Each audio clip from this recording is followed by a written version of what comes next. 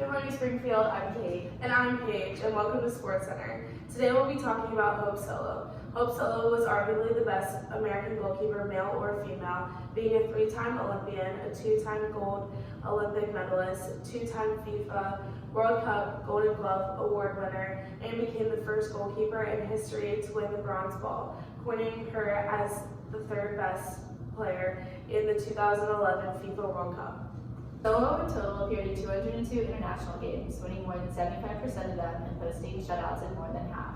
But in the end, the only thing that could not stop Hope Solo was herself. There were several events that led to Hope Solo's downfall in her career as a member of the U.S. women's national soccer team, eventually leading to her contract being terminated. Hope Solo's first issue in the women's national team was in 2007, when she spoke out against Greg Ryan, the team's head coach, for benching her in the World Cup semifinal match against Brazil. During this World Cup, Solo had played the entire tournament, having 3 shutouts and giving up 2 goals in the opening match. However, Brianna Scurry took her place in the final match against Brazil, and the team lost 4-0. Let's look at Solo's controversial post-game interview. Wrong decision, and I think anybody that knows anything about the game knows that.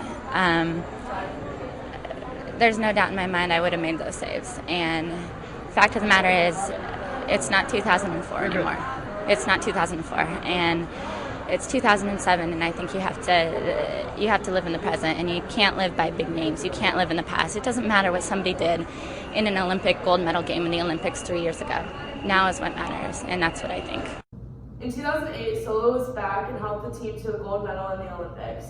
She had seemingly cleaned up her act and appeared on Dancing with the Stars magazine covers and had various photo shoots and went to award shows. She had become the face of women's soccer. Everyone knew who she was and everyone loved her. In 2002, she married former NFL player Jeremy Stevens. Soon after that, Stevens was arrested after an altercation that left Solo injured. Stevens was then later released.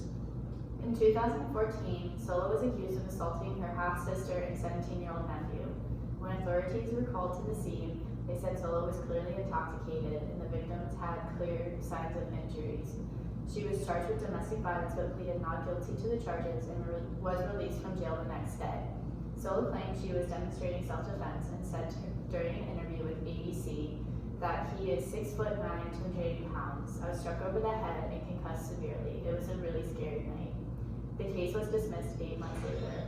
The U.S. Soccer Federation did not do much about the situation. They acknowledged that she was going through some personal issues, but it didn't have anything to do with soccer, so they let it be separate. Soon after the charges from the domestic violence was dropped, she was in the headlines again. Her husband was arrested for driving under the influence. He was driving a U.S. soccer team van. Solo was in the vehicle, and at this time, the U.S. Soccer suspended her for 30 days. When asked about the situation in an interview with ABC News, she said, "Clearly I wasn't thinking. I think I just wasn't in a good place emotionally to even make good decisions. It's not an excuse. It was stupid. We should have called a taxi." In 2016, Solo made remarks about SIC prior to the Olympic Games in Rio. She tweeted, "Not sharing this, get your own," regarding the recent outbreak. She paired this caption with a picture of her in a bandana around her face in an anti-mosquito bonnet and holding up insect repellent. This tweet resulted in teasing from Brazilian fans throughout the games as they chanted "Zica" when she would touch the ball. Later in the Rio Olympics, Hope Solo was scrutinized for her controversial comments she made after the team's loss to Sweden in the quarterfinals. Immediately after the loss that eliminated the United States from the tournament, Solo said, "I thought we played a courageous game. I thought we had many opportunities on goal. We came back from a goal down. I am very proud of this team, but I also think we played a bunch of cowards.